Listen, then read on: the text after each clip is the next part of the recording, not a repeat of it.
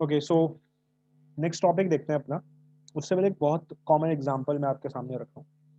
तो let just suppose आप लोग हम लोगों ने कोई लेट से हॉट कप ऑफ टी, मतलब लेट से गर्म चाय की कोई प्याली हमने किसी टेबल पे छोड़ दी, ठीक है, रखी हुई, मतलब day to day life example की बात कर रहा हूँ। या किसी कंटेनर में आपने कोई गर्म पानी रखा, उसको आपने छोड़ दिया टेबल पे, ठीक है। तो हम लोग क्या देखते हैं धीरे धीरे कि वो जो हॉट कप ऑफ टी है, ठीक है, जो हॉट कप ऑफ टी को जिसको हमने टेबल पे ही रखे हुए छोड़ दिया, वो हॉट कप ऑफ टी धीरे धीरे कूल होने लगेगी। यस और no? Begins to cool gradually. Yes, Yes, sir. sir. और फाइनली और फाइनली एक टेम्परेचर अटेन कर लेगी। और कितना, किसके जितना टेम्परेचर अटेन कर लेगी, जितना temperature finally attains a temperature of surrounding, temperature of surrounding.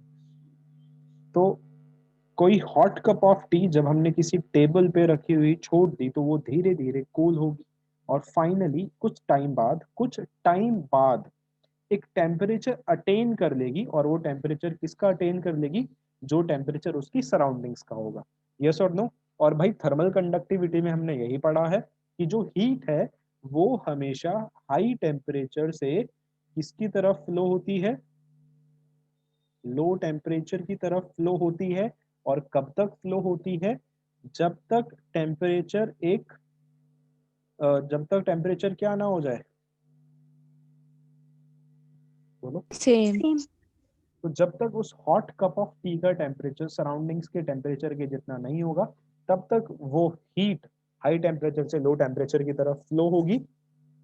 और कब तक फ्लो होगी? जब तक टेम्परेचर सेम ना हो जाए। तो इस एक बहुत कॉमन एग्जांपल से हम ये कंक्लूड करते हैं कि कोई भी हॉट बॉडी है, ठीक है, कोई भी हॉट बॉडी है, तो वो जो हॉट बॉडी है वो हीट को लूज करती है, अपनी अपनी हीट को क्या करती है? लूज करती है, loses heat to its surroundings.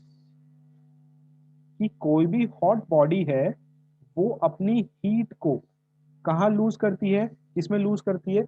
Surroundings में। यस और नो? यही तो एग्जांपल से कंक्लूड कर सकते हैं ना, बोलो। Yes, Yes. sir. Yes. और ये किस फॉर्म में लूज करेगी? क्या आपको याद है ना, हमने तीन मेथड्स पढ़े थे, कंडक्शन, कन्वेक्शन और रेडिएशन। ये कौन सा मेथड है उसमें से? किस मेथड से ये हीट लूज कर रही है अपनी? कंडक्शन में ध्यान रखना, एक्चुअल मूवमेंट होता है पार्टिकल्स का, सॉरी, पहला पार्टिकल दूसरे को, दूसरा तीसरे को, तीसरा चौथे को, ऐसे ऐसे होता है। कन्वेक्शन में एक्चुअल मूवमेंट होता है पार्टिकल्स का। क्या यहाँ पर एक्चुअल मूवमेंट है? No, sir. तो किस मेथड के थ्रू हीट यहाँ पे लॉस हो रही है, मतलब हीट ट्रांसफर हो रही है सराउंडिंग्स को? आंसर है रेडिएशन। तो इसका मतलब हीट क्या हो रही है? लॉस हो रही है। यस और नो? सराउंडिंग्स को।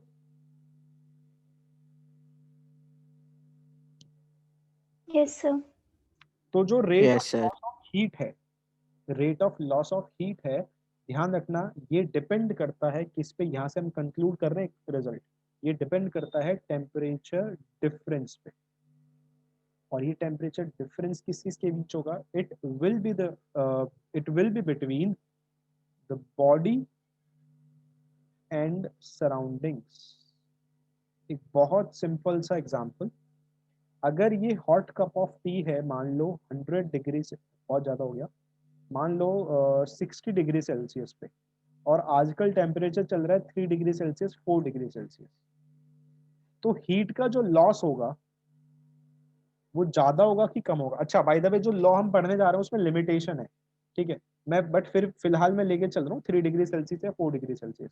तो हीट का लॉस ज़्यादा होगा इस केस में, या फिर मान लो 60 डिग्री सेल्सियस है उसका टेम्परेचर, और यहाँ पर है 40 डिग्री सेल्सियस, तो हीट का लॉस किस केस में ज़्यादा होगा? पहले वाले में, दूसरे वाले में? First. फर्स्ट वाले। First. कैसे पता लगाया?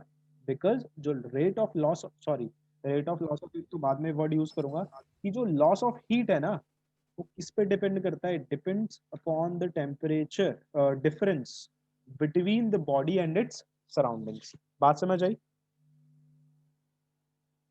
yes sir, अब यार Yes, sir. बहुत फेमस बंदा था जिसका नाम न्यूटन था, तो उसने इसी चीज की सब एक डिटेल्ड स्टडी की। न्यूटन ने इसी चीज की एक डिटेल्ड स्टडी की, ठीक है, बहुत डीप वगैरह में रिसर्च की बंदे ने। और rate of loss of heat bye A hot body और जो टेम्परेचर डिफरेंस होता है between body and its surrounding, मतलब इन चीजों की इसने क्या की, डिटेल स्टडी की और एक लॉ बनाई, जिस लॉ को हम क्या बोलते हैं, जिस लॉ को हम लोग बोलते हैं न्यूटन्स लॉ ऑफ कूलिंग। ठीक है, तो ये न्यूटन ने डेवलप की थी। क्लियर हुई बात सभी को इतनी? एग्जाम्पल जो दिए थे मैंने अभी, yes sir, ठीक है। Yes, sir. Yes, sir. और मैं आपके सामने बता देता हूँ कि जो rate of loss of heat है वो मेनली 3 फैक्टर्स पे डिपेंड करेगा। तो पहला फैक्टर तो आपके सामने मैंने रख ही दिया है, कौन सा है पहला फैक्टर, अभी अभी बताया था। पहला pressure difference, टेम्परेचर डिफरेंस, और टेम्परेचर डिफरेंस भी किस किस के बीच, between the body and its surroundings. surround, पहली बात सभी को क्लियर हुई। दूसरा डिपेंड करेगा, सॉरी मतलब दो तो इसी में कवर हो गए, temperature of the body and that is surroundings, मतलब एक ही में कंक्लूड करें इसको तो temperature difference between the body and its surroundings. दूसरा डिपेंड करता है नेचर ऑफ सरफेस पे। क्यों डिपेंड करता है नेचर ऑफ सरफेस पे? बिकॉज रेडिएशंस के थ्रू, ठीक है भाई, गुड कंडक्टर है, बैड कंडक्टर है, वगैरह वगैरह इस तरह से। ठीक है, एनीवेज उधर जाना नहीं अपने को, अपन आते हैं सीधा मेन स्टेटमेंट पे। न्यूटन्स लॉ ऑफ कूलिंग का जो स्टेटमेंट है वो क्या कहता है? तो इट स्टेट्स दैट, मैं इसको लिख देता हूँ जरा, इंपॉर्टेंट है गाइस, बहुत ज्यादा इसको समझना ध्यान से। इट स्टेट्स दैट, है बहुत इजी। तो it states that the rate of loss of heat, तो ये सबको क्लियर होगा यहाँ पे rate of loss of heat का जिक्र क्यों हो रहा है? बिकॉज अभी जो मैंने आपको एग्जांपल्स दिए उनमें यही तो हो रहा था, rate of loss of heat ही तो हो रहा था। बोलो, yes sir, Yes, sir. Yes, sir. Rate of loss of heat को एक वर्ड से और हम जान सकते हैं, और वो क्या है? Rate of cooling. And I guess this is totally sensible. भाई कोई बॉडी अगर हीट का लॉस कर रही है तो वो कूल डाउन ही तो हो रही है ना। yes sir, of a body is directly proportional is directly proportional to the temperature difference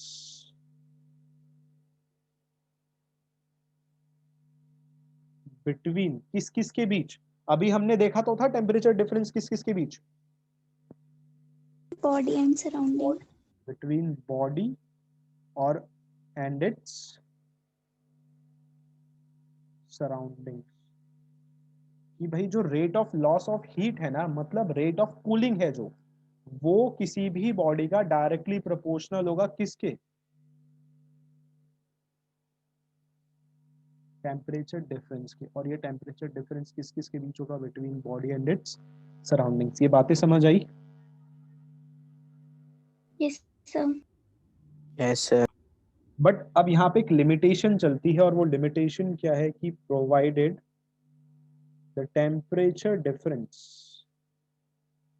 is small, कि टेम्परेचर डिफरेंस छोटा होना चाहिए, ज्यादा बड़ा नहीं होना चाहिए। और कितना? That is not more than 40 degree Celsius. तो समझ आ गई लिमिटेशन क्या है न्यूटन्स लॉ ऑफ कूलिंग की, कि टेम्परेचर डिफरेंस 40 डिग्री सेल्सियस से ज्यादा नहीं होना चाहिए, तभी आप Newton's law of cooling apply कर सकते हो। बोलो, क्लियर है इतना सभी को? yes sir, Yes, sir.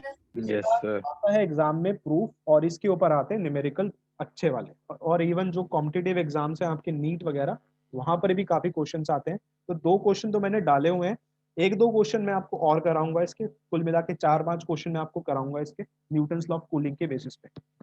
ठीक है, प्रूफ पे आते हैं। तो लेट्स सपोज भाई कोई हम बात कर रहे हैं लॉस ऑफ हीट का, तो कोई हॉट बॉडी ही हीट को लॉस करेगी, यस और no?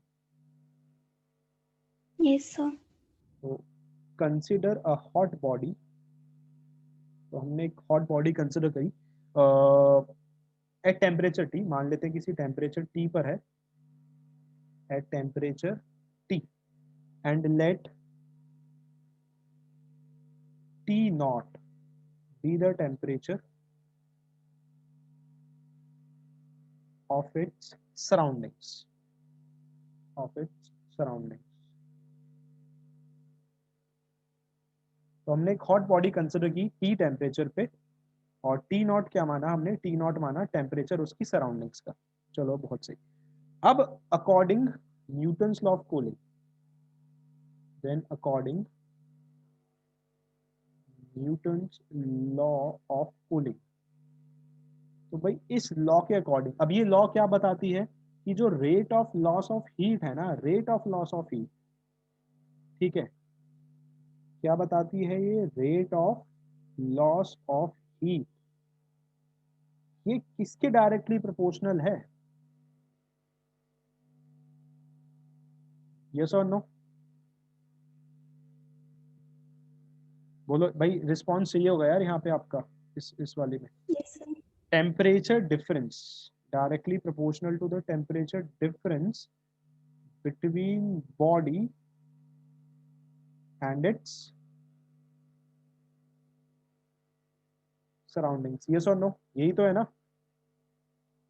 Yes, sir. Okay, rate का मतलब होता है, हम लोग ये पढ़ते आ रहे हैं चैप्टर नंबर 3 से, divided by time.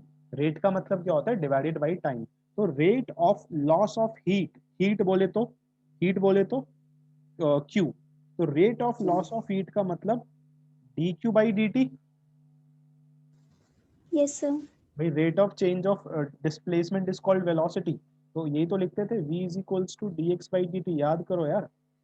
Rate of change of velocity is called acceleration, तो रेट ऑफ चेंज मतलब D Q by D T is directly proportional to the temperature difference. तो टेम्परेचर का डिफरेंस कितना हो गया, T minus T naught. Yes, sir. अब Yes, sir. बहुत important चीज जो लोग मिस कर जाते हैं वो क्या है, वो है माइनस साइन आता है यहाँ पे। माइनस साइन क्यों आता है, बिकॉज हीट का क्या हो रहा है, Loss. तो इसीलिए साइन क्या आएगा यहाँ पे, ध्यान रखना, माइनस आएगा। तो इस माइनस, सॉरी माइनस बोल रहा हूँ, इस प्रोपोर्शनल का साइन हटा के हम लोग एक कांस्टेंट लगाते हैं के, एंड दिस के इज स्मॉल। अभी ये ही के आगे जाके बड़ा होगा, ध्यान से रखना। तो स्टार्टिंग में ये जो के है, ये क्या है यहाँ पे मैं लिख रहा हूँ, दिस इज स्मॉल, ये छोटा के है यहाँ पे। क्लियर हुई इतनी बात? Yes, sir. Yes, sir. ठीक है भाई, तो minus D Q by D T is equals to K into T minus T naught. By the way एक फॉर्मूला है, इसको प्लीज ध्यान रखना, ये यूज हो सकता है, अच्छा अभी नहीं सॉरी, अभी नहीं, या एक इसको याद रखना, वैसे काम आ जाएगा ये कभी, टी माइनस टी, इसको याद रखना थोड़ा ना। आगे बढ़ते हैं जरा। अब जो बॉडी है वो हीट लॉस करती है, तो मान लेते हैं late m be the mass of body, m हमने क्या माना, mass of body, and c be its specific heat, और c हमने क्या मानी, उसकी स्पेसिफिक हीट। भाई याद है ना सभी को, स्पेसिफिक हीट क्या था, पढ़ाया था पीछे, ठीक है। Yes, specific sir. Heat of the body कितने टेम्परेचर पे, क्योंकि बॉडी का टेम्परेचर T है, तो एट टेम्परेचर T, तो T टेम्परेचर पे बॉडी की स्पेसिफिक हीट हमने मान ली C।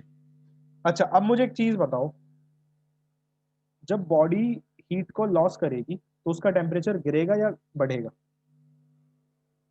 Decrease होगा. Decrease होगा। इफ द बॉडी, मैंने क्या बोला कि अगर बॉडी हीट को लॉस करेगी तो उसका टेम्परेचर क्या होगा, डिक्रीज होगा। तो if the body falls by small amount, falls by का मतलब है यहाँ पे टेम्परेचर के बारे में बात हो रही है, तो मतलब अगर बॉडी छोटे से टेम्परेचर से, मतलब उसका बॉडी का टेम्परेचर छोटे से अमाउंट से गिरता है, बाय स्मॉल अमाउंट, एक सेकेंड, इफ द बॉडी नहीं, if the temperature of body, if the temperature of body, कि अगर बॉडी का टेम्परेचर फॉल करता है कोई छोटे से अमाउंट dt से, कितने टाइम में, मान लेते हैं छोटे से टाइम में, और छोटा सा टाइम बोले तो dt। समझ आई बात सभी को, कि अगर बॉडी का टेम्परेचर इतने अमाउंट से गिरता है इतने टाइम में, यस और नो? Yes, sir. तो जब टेम्परेचर गिरेगा तो बॉडी हीट क्या करती है हमेशा? लॉस करती है। तो फॉर्मूला याद है, Q is equals to MC dt, या ये वाला नहीं तो इस तरीके से याद होगा, ये MS डेल्टा T, दोनों में से कोई एक तो पक्का याद होगा। Yes, sir. Yes, sir. तो यहाँ पर हम डेल्टा यूज नहीं कर रहे हैं, यहाँ पे हम D लेके चल रहे हैं क्योंकि रेट ऑफ चेंज है। तो DQ is equals to MC dt लिख सकते हैं इसको। Yes, sir. तो dq is equals to mc dt, but Newton's law of cooling बात करती है rate of loss of heat के बारे में, rate of loss of heat के बारे में बात करती है। तो यहां से rate of loss of heat क्या आ गया?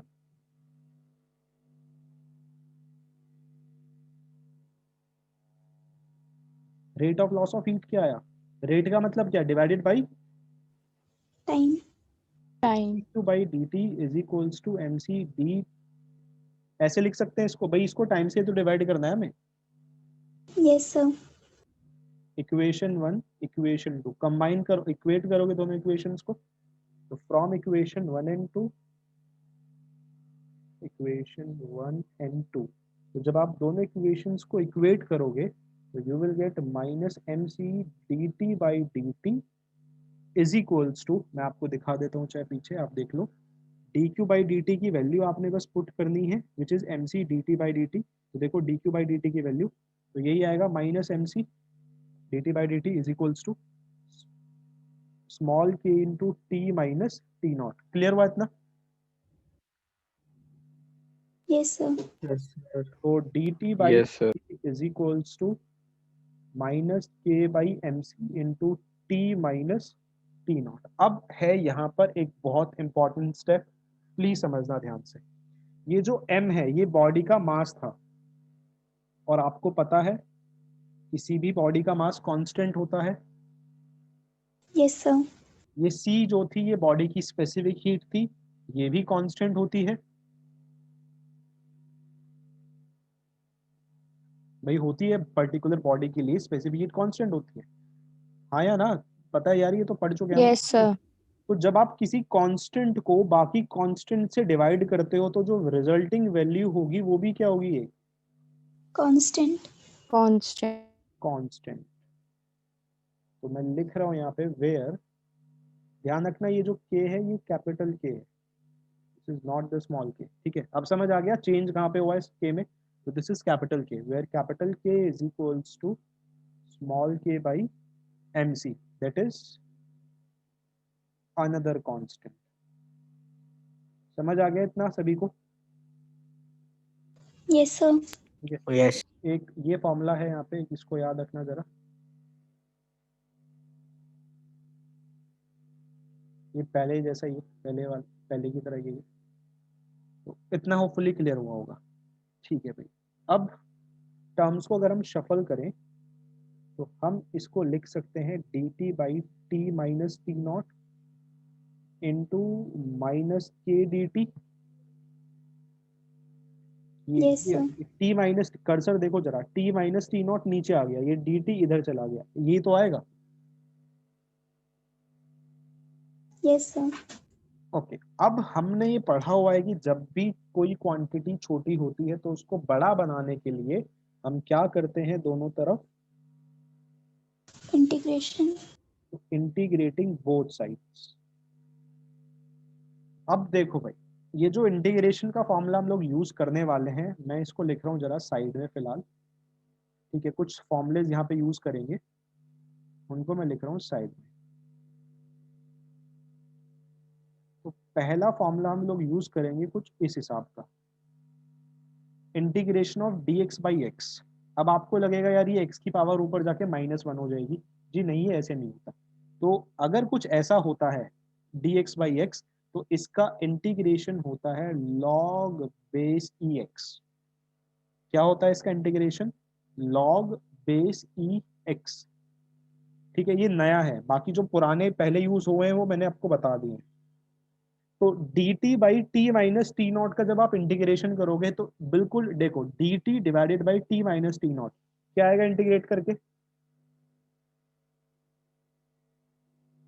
Log base E T minus T not आएगा, बिल्कुल इसी फॉर्मूले से। Yes sir. गाइस ये नया फॉर्मूला है, ये याद करना पड़ेगा आपको, बिना इस फॉर्मूले के क्वेश्चन नहीं हो सकता, और एंड से डेरिवेशन नहीं हो सकती। तो integrating both sides log base E T minus T naught is equals to K D T. K तो कांस्टेंट है, डी टी का इंटीग्रेशन करना है, तो डी टी का इंटीग्रेशन क्या होगा, सिर्फ और सिर्फ, मैं याद दिला दूं फॉर्मूला, सिर्फ और सिर्फ dx का इंटीग्रेशन, याद आया, x होता था यस सर।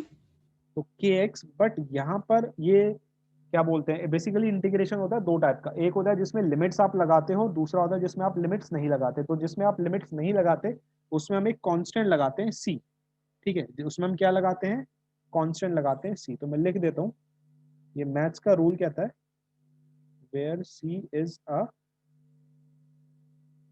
कांस्टेंट। क्लियर हुआ सभी को, कांस्टेंट भी किसका, कांस्टेंट ऑफ इंटीग्रेशन, बोलो। सर यहाँ पे माइनस के एक्स आएगा या K T? Oh sorry sorry, minus K T आएगा, sorry, minus K T plus C. हाँ भाई क्लियर हुआ सभी को।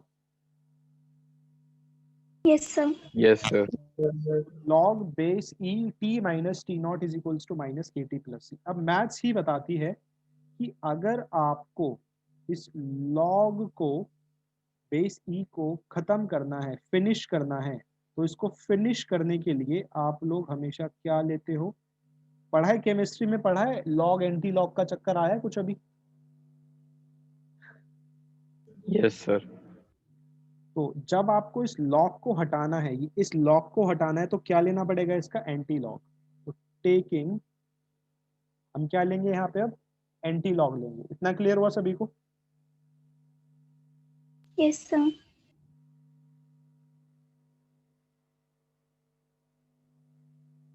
एंटी लॉग लेने से लेफ्ट हैंड साइड का लॉग खत्म हो जाएगा, टी माइनस टी नॉट, और इधर एंटी लॉग लेने का मतलब है ई की power minus K T plus सी। भाई एंटी लॉग लेने का मतलब है पावर पहुंच गई ई में, दैट इज एक्सपोनेंट में, ठीक है। तो टी इज इक्वल्स टू, ये टी नॉट फिर राइट में आ जाएगा, e की power minus K T plus C. So this is the required expression for the Newton's law of cooling. This is the required formula. Clear हुआ सभी को? Yes sir. बोलो यार बाकी लोग। Yes, sir. अब कभी कभी एग्जाम में आपसे यहाँ तक डेरिवेशन बस इतनी है, ठीक है। कभी कभी एग्जाम में ना आपसे ग्राफ बनवा लेगा यहाँ पे, ठीक है। तो मैं वो दो ग्राफ बना देता हूँ। तो पहला तो आपसे ग्राफ बनवाएगा कि भाई एक ग्राफ ड्रॉ करो, मतलब एक कर्व ड्रॉ करो जो शो कर रहा है cooling of hot water. Curve मैं बना लिख देता हूँ इसको, showing cooling of hot water with time।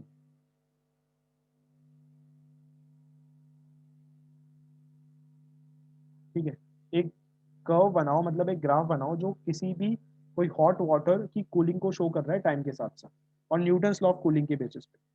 तो यहाँ पर इस तरह से हम इसको प्लॉट करेंगे। अब जरा यहाँ पर हम लोग लेंगे temperature difference delta T, that too in degree Celsius, और यहाँ पर होगा टाइम, और टाइम जो होगा ये होगा किसमें, मिनट में। अच्छा अब देखो, जनरल एक कॉन्सेप्ट मैं आपसे पूछना चाह रहा हूँ, जैसे जैसे टाइम बढ़ेगा ये बॉडी कूल डाउन होगी, ये जो पानी है ठंडा होने लगेगा ना धीरे धीरे, ये सुनो। Yes, मतलब sir. जैसे जैसे टाइम बढ़ेगा वैसे वैसे ये पानी ठंडा होने लगेगा। मतलब क्या हुआ, जैसे जैसे टाइम बढ़ा टेम्परेचर धीरे धीरे धीरे धीरे क्या होने लगा, डिक्रीज होने लगा। ये सुनो, यस सर। तो ये हो गया curve showing cooling of hot water with time. अब जो दूसरा ग्राफ यहाँ पे आपसे पूछा जा सकता है, नॉट सेइंग कि पूछा जाएगा, जा सकता है, ठीक है, वो क्या है यहाँ पे वो समझ लेते हैं। अब यहाँ पर सेकंड ग्राफ जो आपसे बनवा सकता है आपकी स्कूल के टीचर्स, वो होगा एक graph between log base E T minus T not and time t। ये ग्राफ आपसे दूसरा पूछा जा सकता है। अब देखो हम लोगों ने एक इक्वेशन निकाल ली थी, और इक्वेशन क्या निकाल ली थी अभी अभी, log base E T minus T not. मैं आपको दिखा देता हूँ, ये वाली देख रहे हो, ये equation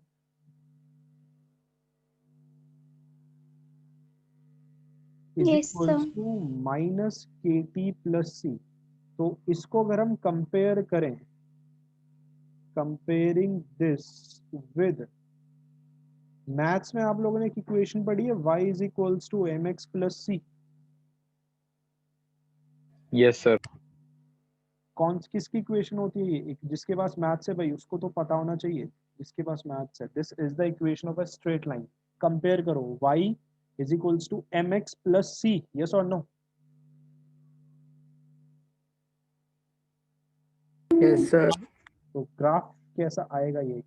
it will be a Straight line. Straight line, ठीक है, और टाइम t। अब सवाल आता है, ग्राफ ये वाला होगा ऊपर से नीचे या नीचे से ऊपर? ये मैंने आपको चैप्टर 3 में बताया हुआ है कि अगर स्लोप नेगेटिव होता है तो ग्राफ क्या कैसे कहाँ बनता है। ये चैप्टर 3 में पढ़ा हुआ हमने। क्या ये ग्राफ नीचे से ऊपर की तरफ होगा? ध्यान रखना, नीचे से ऊपर तब होता है जब स्लोप पॉजिटिव होता है। इसका स्लोप कितना है देखो, कंपेयर करो ना, Negative. माइनस के है इसका स्लोप। तो ग्राफ कैसे बनेगा? ऊपर से। समझ आया सभी को? ऊपर से नीचे क्यों बनेगा? बिकॉज इस ग्राफ का Yes, जो sir. स्लोप है, इस ग्राफ का जो स्लोप है वो कितना है भाई? वो है माइनस के, ठीक है। तो ये इसमें कुछ ग्राफ थे जो आपसे पूछ सकता है आपके एग्जाम में। इतना क्लियर हुआ? Yes, sir. Yes, sir. ठीक है। अब Yes, sir. एक डिफरेंट तरीके से आपके स्कूल के टीचर इस डेरिवेशन को करा सकते हैं, तो वो तरीका मैं यहाँ पे करवा रहा हूँ।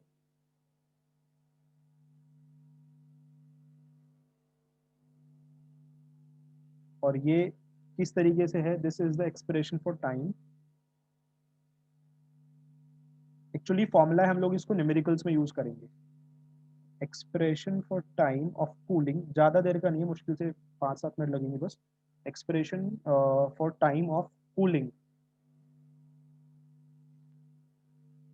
ऑफ अ बॉडी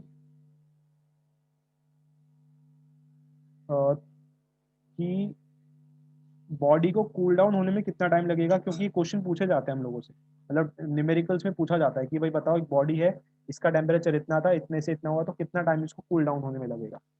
अच्छा देखो, हम लोगों ने एक इक्वेशन निकाली थी पीछे, मैं आपको वापस दिखाता हूँ। तो वो इक्वेशन थी ये वाली, देख रहे हो ये वाली इक्वेशन? मैं इसको 3 मार्क कर देता हूँ, ठीक है, फिलहाल के लिए।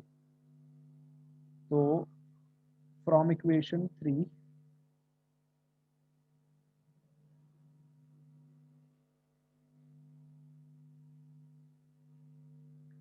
क्या इक्वेशन थी? D T by T minus T naught is equals to minus K D T. यही इक्वेशन थी, यस और no? Yes, sir. Yes, sir.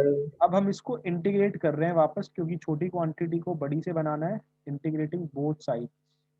बस डिफरेंस क्या है, यहाँ पर हम ले रहे हैं इस बार लिमिट। तो जब आप लिमिट्स लेके इसको इंटीग्रेट करोगे तो D T divided by T minus T not. तो मान लेते हैं कि जो टाइम है वो 0 टू टी हो रहा है, और जो टेम्परेचर है बॉडी का वो चेंज हो रहा है T1 से कहाँ तक चेंज हो रहा है? T2 तक। बॉडी का टेम्परेचर T1 से T2 चेंज हो रहा है। भाई कूल डाउन होगी ना बॉडी, यस और नो? बॉडी जब कूल डाउन होगी तो टेम्परेचर चेंज होगा ना उसका, हाँ या ना? Yes, sir. Yes, Yes, sir. sir. Time है वो चेंज हो रहा है कहाँ से कहाँ तक? 0 टू टी, तो माइनस के डी टी। तो इसका इंटीग्रेशन क्या हो जाएगा फिर से? Log base E T minus T naught, और limits are from T1 to T2, yes और नो? बिल्कुल अभी जैसे पीछे बताया था। और माइनस के इसका इंटीग्रेशन हो गया t, and limits are from 0 to t। अब आपको लिमिट पुट करनी तो आती होगी यार, हमने काफी क्वेश्चंस किए इसमें। तो लिमिट पुट करने का तरीका क्या होता है, बोलो जल्दी? Upper limit minus, Minus lower limit. तो t की जगह पहले T2 पुट करेंगे, minus log base E T1 minus T naught is equals to minus K into T minus. सवाल आता है टी नॉट की जगह क्यों पुट नहीं किया हमने, कुछ जल्दी बोलो क्यों पुट नहीं किया।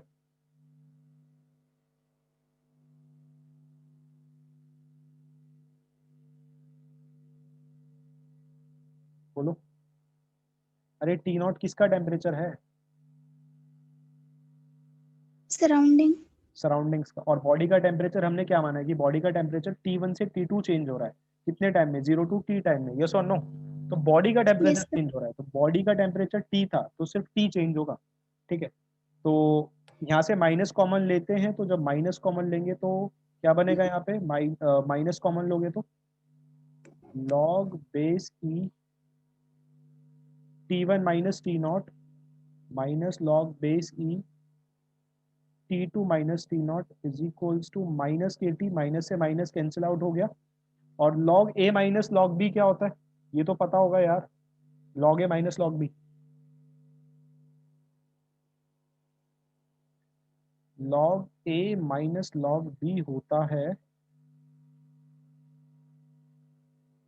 log a बाई b, ये फॉर्मूला होता है, ठीक है। तो log a बाई b का मतलब T1 minus T naught divided by T2 minus T naught is equals to minus K T, sorry plus K T. समझ आया सभी को। Yes, yes sir. सर। अब Yes. ये पता है log बेस e से बेस 10 में कन्वर्ट करने के लिए किससे मल्टीप्लाई करते हैं, log बेस e से बेस 10 में कन्वर्ट करने के लिए नेक्स्ट चैप्टर में जरूरत पड़ेगी इस चीज की।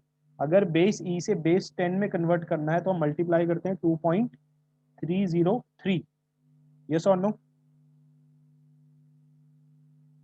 केमिस्ट्री में पढ़ा होगा यार शायद, कोई नहीं, ध्यान रखना जब भी बेस ई से बेस 10 में कन्वर्ट करना होता है तो हम लोग इससे मल्टीप्लाई करते हैं। तो एक ये फॉर्मूला आ गया, इस फॉर्मूले से हम लोग टाइम निकाल सकते हैं कि कितने टाइम में बॉडी कूल डाउन होगी। क्लियर हुई बात, Yes, sir. Yes sir. ठीक है। अब दैट इज, इसका मतलब क्या है, इसका मतलब मैं बता देता हूँ। यहाँ पर क्या है, यहाँ पे, अच्छा एक सेकेंड, ये तो हो गया जो इक्वेशन थी उसका मतलब, जो हमने इक्वेशन 3 यूज की थी उसका मतलब क्या है।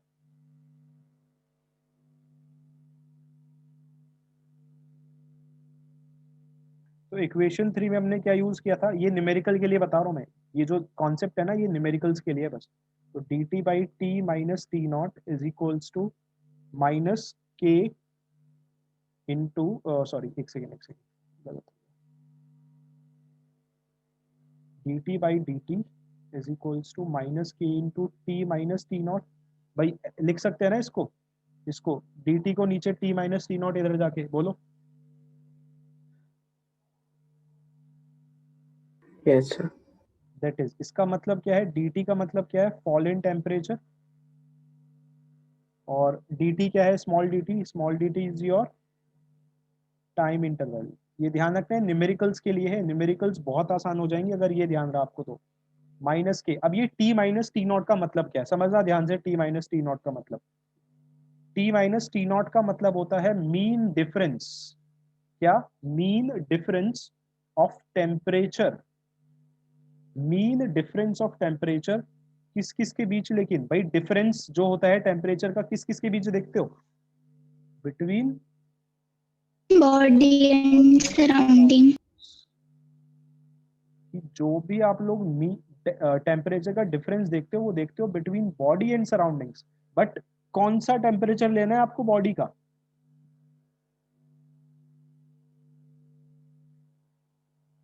मीन। मीन। तो मैं यहाँ पे लिख देता हूँ सभी का मतलब, फॉल इन टेम्परेचर का मतलब है T1 माइनस T2, ठीक है, जिसको हम लोग क्या मान के चल रहे हैं, dt। और टाइम इंटरवल तो आपको पता ही है यहाँ पे सभी के लिए, टाइम इंटरवल कितना है, टाइम इंटरवल इज dt। अब मीन टेम्परेचर ऑफ बॉडी कितना आएगा, mean temperature of body, mean difference of temperature, मतलब बॉडी का मीन टेम्परेचर लेना पड़ेगा, जल्दी बताओ, mean temperature of body, let's call it T. भाई दो टेम्परेचर है तो मीन का मतलब क्या हो गया, डिवाइड करोगे ना, ऐड करके दोनों को। Yes, sir. Therefore mean difference of temperature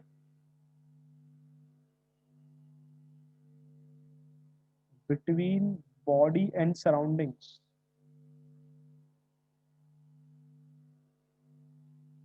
किसकी इक्वल हो गया?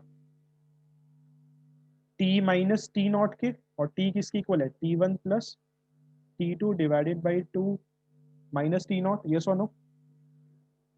Yes sir. तो इसलिए ये फॉर्मूला किस तरह लिखा जाता है? ये फॉर्मूला लिखा जाएगा इस तरह, dt by dt is equals to minus K into T minus T naught की जगह क्या लिखेंगे हम यहाँ पे? t1 plus t2 divided by 2 minus T naught. और ये जो सारा काम है, ये जो प्रोसेस मैंने किया है, ध्यान रखना ये सिर्फ और सिर्फ इसके लिए है, this is only for numericals. ठीक है, ये न्यूमेरिकल्स में बहुत इजी लाइफ बना देगा हम लोगों की, अगर आप इस तरीके से हम लोग न्यूमेरिकल्स करेंगे इसके। जब कल हम लोग इसके न्यूमेरिकल्स करेंगे, मतलब नेक्स्ट क्लास में, ऑब्वियसली कल ही है इसकी नेक्स्ट क्लास, सो दैट कल हम इस चैप्टर को खत्म कर सकें। ठीक है, 2 बजे या 2:15 बजे के आसपास से, तो उसमें हम लोग इसके न्यूमेरिकल्स करेंगे और इस चैप्टर को खत्म करेंगे।